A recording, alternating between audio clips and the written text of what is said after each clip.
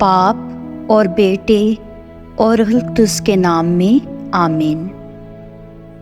ایوب نبی کی کتاب میں سے ہمارے لیے آج کی تلاوت اس کا 38واں باب پہلی آیت اور 8ویں آیت سے 11ویں آیت تک۔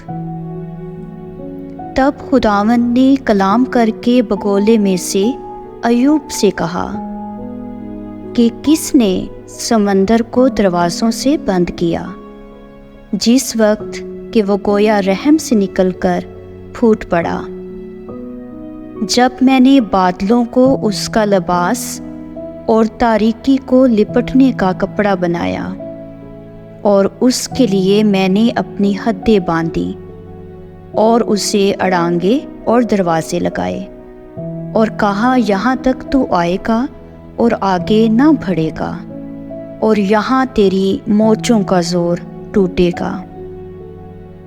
پاک کلام کے پڑھے اور سنے جانے پر خدا کی برکت ہو۔